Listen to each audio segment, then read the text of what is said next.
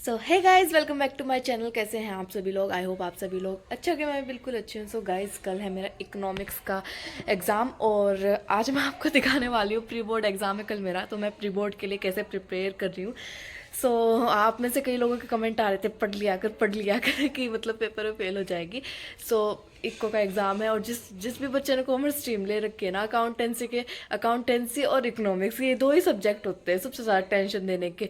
मेरे को अकाउंटेंसी में भी इतना वो नहीं होता, क्योंकि अकाउंटेंसी में प्रैक्टिकल क्वेश्चन ज़्यादा होते हैं। एक बार समझ में आ जाते हैं ना, तो वही क्वेश्चन थोड़े रिपीट होते रहते हैं और मतलब जो वैल्यू है वो चेंज होती रहती है। लेकिन इकोनॉमिक्स बिल्कुल भी प्रिडिक्टेबल नहीं होता, पता नहीं कैसे क्या क्वेश्चन आ जाते हैं घुमा फिरा के।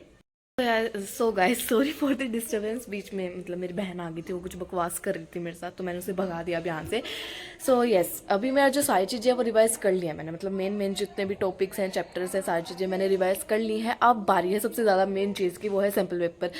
सो अब मैं सोच रही हूँ, अब मैं करने जा रही हूँ एक सैम्पल पेपर सॉल्व, और अभी टाइम हो रखा है, लेट मी चेक फर्स्टली 5:30 हो रखे हैं अभी। सो अब मैं जा रही हूँ एक सैम्पल पेपर सॉल्व करने, क्योंकि मेरी सारी चीज़ें रिवाइज हो गई हैं और बोर्ड्स के में सबसे ज़्यादा इंपॉर्टेंट होता है अगर आपका सब कुछ रिवाइज हो गया तो उसके बाद सैम्पल पेपर करना, स्पेशली इकोनॉमिक्स के में। क्योंकि इकोनॉमिक्स में अगर जिसको क्वेश्चन समझ में आ गया, जिसको सब कुछ आता है, क्वेश्चन समझ में आ गया तो उसका तो हो जाता है। लेकिन जिसको क्वेश्चन ही समझ में नहीं आया और वो कुछ समझ के कुछ और बैठ गया, क्योंकि क्वेश्चन इकोनॉमिक्स में क्वेश्चन ऐसे घुमा फिरा के बहुत ज़्यादा आते हैं। बट या मेरे को तो इसीलिए थोड़ा सा सैम्पल पेपर बहुत ज़्यादा सॉल्व करने चाहिए, हर सब्जेक्ट के लिए। ये नहीं है कि सिर्फ इकोनॉमिक्स के लिए, सभी सब्जेक्ट्स के लिए। एंड या मेरे को इकोनॉमिक्स बहुत अच्छा लगता है, मतलब इस सारी चीज़ों से कंपेयर करें तो मेरे को इकोनॉमिक्स अच्छा लगता है समझने वाइज, और ये सारी चीज़ें मेरा इंटरेस्ट है इकोनॉमिक्स में सबसे ज़्यादा। अगर अकाउंटेंसी में भी मैं बोर हो जाती हूँ, क्योंकि क्वेश्चन क्वेश्चन क्वेश्चन क्वेश्चन, लेकिन इकोनॉमिक्स थोड़ा समझने की चीज़ें हैं और ये सारी चीज़ें होती हैं, तो इकोनॉमिक्स मेरे को अच्छा लगता है। तो today I am going to show you what I am going to how I am going to prepare for my pre board of economics exam. Yes. So अभी मेरी सारी रिवीजन हो गया, जैसे मैंने आपको बता दिया। और एक चीज़ बताती हूँ मैं आपको, हमें है ना, हमारा एग्ज़ाम था वो सैटरडे को होने वाला था।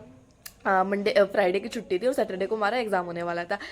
बट देन CBSE कह रही हूँ, गवर्नमेंट की ऑर्डर आएगी सैटरडे की छुट्टी करनी पड़ेगी सभी को। और then I get Saturday and Sunday for extra day, 2 extra days for my revision. And I was like कहाँ ये सो मेरे को बहुत ज़्यादा खुशी हुई थी। और कल है मंडे, आज है संडे, कल है मेरा इकोनॉमिक्स का एग्ज़ाम और बिल्कुल अच्छे से मार्क्स लेके आने हैं। क्योंकि आप भी कई लोग कमेंट करते हो कि पढ़ाई कर लिया पढ़ाई कर लिया, अगर भाई करती हूँ मैं पढ़ाई, ठीक है। सो बने रहना इस वीडियो में। सो अभी मैं बस जस्ट सैम्पल पेपर सॉल्व करने वाली हूँ, और कौन सा क्या करूँगी वो मैं आपको आगे वीडियो में बताऊँगी। तो यस, अब मैं अपना फ़ोन ट्राइपॉड में लगा दूँगी। Let's go. सैम्पल पेपर कर रही हूँ, ये CBSE का ही लेटेस्ट सैम्पल पेपर है जो अभी आया है 2024-25 के लिए। तो वही सैम्पल पेपर मैं कर रही हूँ, क्योंकि हमारे मैम ने कहा था कि जैसे सैम्पल पेपर तुम्हारा इस साल आया है उसी के अकॉर्डिंग तुम्हारे क्वेश्चन सेट किए गए हैं, ये सारी चीज़ें की गई हैं। तो यस, तो अभी मैं सैम्पल पेपर कर रही हूँ। अभी तक मैंने कोई सैम्पल पेपर ऐसे मतलब परचेज़ नहीं किया है, बुक वगैरह, क्योंकि ऑनलाइन ही आपके पास बहुत सारे सोर्सेज मिल जाते हैं सैम्पल पेपर के भी। और मतलब PYQs और क्वेश्चन बैंक, बहुत सारी चीज़ें अवेलेबल हैं ऑनलाइन, तो आप उसी को ही यूज़ कर सकते हैं। Then next we talk about कि मैंने अपनी मैक्रो और जो इंडियन इकोनॉमिक डेवलपमेंट है वो कैसे करी। So for Indian economic development मैंने पहले अपनी पूरी बुक रिवाइज़ करी अच्छे से, जैसे कहते हैं हर एक चैप्टर के मैंने टॉपिक्स को अच्छे से रिवाइज़ किया। देन उसके बाद फिर मैंने है ना जो क्वेश्चंस होते हैं हर एक चैप्टर के वो करके देखे, क्योंकि इंडियन इकोनॉमिक डेवलपमेंट में वो चीज़ें नहीं होती, तो ज़्यादातर जो क्वेश्चंस होते हैं वो घुमा फिरा के आते हैं इंडियन इकोनॉमिक डेवलपमेंट। तो सबसे ज़्यादा इंपॉर्टेंट है पहले आप चैप्टर को समझ जाइए। चैप्टर समझने के बाद फिर आपको ये करना होता है कि आपको क्वेश्चन देखने होते हैं कि CBSE कैसे क्वेश्चन पूछता है, कौन से क्वेश्चन प्रिडिक्टेबल होते हैं, कौन से क्वेश्चन के जो चांसेस होते हैं वो सबसे ज़्यादा होते हैं PYQs देख के, कि ये क्वेश्चन ऐसे ये टॉपिक रिपीट कर रहे हैं। तो ये सारी चीज़ें आपको अपने आप से एनालाइज करनी होगी।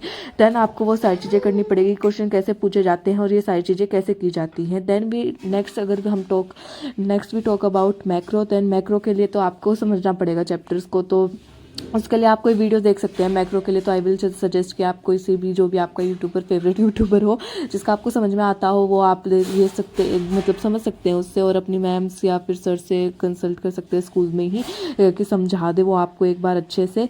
तो उसके बाद फिर आपको सबसे ज़्यादा जो फोकस करना होगा वो 2 यूनिट पे करना होगा। एक तो national income, second AD and AS वाली जो यूनिट है वो सबसे ज़्यादा इंपॉर्टेंट होती है, और यही सबसे ज़्यादा कंफ्यूजिंग यूनिट्स होती है। नेशनल इनकम में से एक न्यूमेरिकल हमेशा आता है 6 मार्क्स में, और एक और क्वेश्चन आता है 3 या 4 मार्क्स में।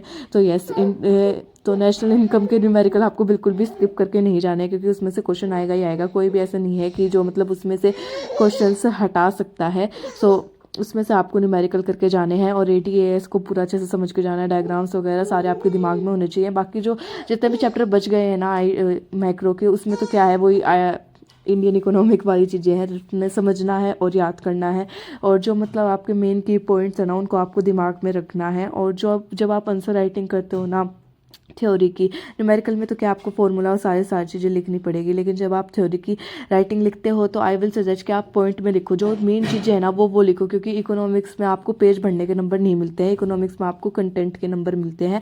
अगर आपका वो कंटेंट 2 लाइनों में भी खत्म हो रहा है और आपने सारी चीज़ें लिखी हैं जो आंसर में पूछी गई, और 2 लाइन में लिख दिया आपने सब कुछ, तो भी आपके पास आपके पूरे मार्क्स आएंगे। ये नहीं है कि आपको पेज भरना है, पेज भरने से मतलब नहीं होता। वहाँ पे जो चेकिंग कर रहे हैं उन्हें आपका कंटेंट चाहिए, जो पूछा गया है वो चीज़ें आपको लिखनी है। तो आंसर राइटिंग में आई विल सजेस्ट कि पॉइंट्स में लिखे, जो मेन चीज़ें हैं वो लिखे। राम कहानी ना ही लिखे तो ये अच्छा रहेगा, क्योंकि वो इंग्लिश और बाकी सारी चीज़ों में काम आ जाती है, लेकिन इकोनॉमिक्स में बिल्कुल भी नहीं। सो यस, यही थी मेरी कुछ वो। और जो अभी मैं सैम्पल पेपर सॉल्व कर रही हूँ वो सीबीएसई का सैम्पल पेपर है। और आप भी जो अगर इकोनॉमिक्स में आपका सिलेबस हो जाए तो सैम्पल पेपर ज़रूर करके जाना, बिना सैम्पल पेपर के करें आप बिल्कुल भी ना जाना। ये आपको बहुत ही ज़्यादा फ़ायदेमंद मिलेगा आपको, मतलब आखिरी में जब आप बैठोगे ना तो कहीं ना कहीं उन्हीं में से ही क्वेश्चन आ रहे होंगे, आपको बस क्वेश्चन समझने की देरी होगी, देन आपको आंसर अपने आप ही मिल जाएगा। तो आप ये देख सकते हैं यहाँ पे मैं अपना सैम्पल पेपर सॉल्व कर रही थी पूरा अच्छे से टाइमर वगैरह लगा के, ताकि पूरी बोर्ड्स की फीलिंग आए कि मतलब 3 घंटे है, 3 घंटे में मेरे को सारा पेपर करना है। सो गाइज, आज की वीडियो के लिए बस इतना ही। आई होप आपको ये वीडियो अच्छी लगी हो। मेरे को ये था कि मतलब इकोनॉमिक्स का एग्जाम है ना, सबसे ऐसा होता है, अकाउंटेंसी के बाद इकोनॉमिक्स ऐसी होती है कॉमर्स में सबसे ज़्यादा डरावने वाली, खासकर मैक्रो को। पता नहीं क्यों मैक्रो से इतने बच्चे डरते हैं, मेरे को समझ नहीं आता। मैक्रो मेरे को इंटरेस्टिंग लगती है as compare to Indian economic development, क्योंकि वो मेरे को बहुत ज़्यादा वो लगती है, क्योंकि उसमें थ्योरी वाली चीज़ें ज़्यादा है, रटने वाली चीज़ें ज़्यादा है। सो मैक्रो क्या है, एक बार समझ में आ जाती है ना तो फिर वो हो जाता है, फिर वो दिमाग में सेट हो जाता है। लेकिन आईडी को आपको बार बार रिवाइज करते रहना पड़ता है। सो आज की इसमें मैंने आपको टिप बताया कैसे आप अपनी है ना इकोनॉमिक्स को कर सकते हो प्री बोर्ड्स में, या फिर आप इसे बोर्ड्स में भी फॉलो कर सकते हो। जस्ट इन आपके पास 2-3 दिन पहले अगर आप इकोनॉमिक्स करना चाहो ना, वैसे तो पूरे साल से करते हो वो ज़्यादा अच्छा रहता है, लेकिन अगर आप इकोनॉमिक्स को बोर्ड्स के 2-3 दिन पहले भी करना चाहो और सही टेक्टिक लगाओ, स्ट्रेटजी बनाओ, सारी चीज़ और स्केड्यूल को फॉलो करो अपने को, तो येस यू कैन स्कोर 100 में से 80 से ऊपर आप आराम से स्कोर कर सकते हैं। येस, सो या बस उसमें इकोनॉमिक्स में ये होता है कि क्वेश्चन समझने की देरी होती है। अगर किसी को क्वेश्चन समझ में आ जाता है और उसको पता होता है सारी चीज़ें, तो वो आसानी से हो जाती है सारी चीज़ें। सो यस, आज के वीडियो के लिए बस इतना ही। कमेंट सेक्शन में please let me know how do you like this video और नॉट। आपको ये वीडियो कैसी लगी, कैसी नहीं लगी, प्लीज़ कमेंट सेक्शन में मेरे को ज़रूर बताना। आज के वीडियो के लिए बस इतना ही, मिलता है आपसे नेक्स्ट वीडियो में, तब तक बाय।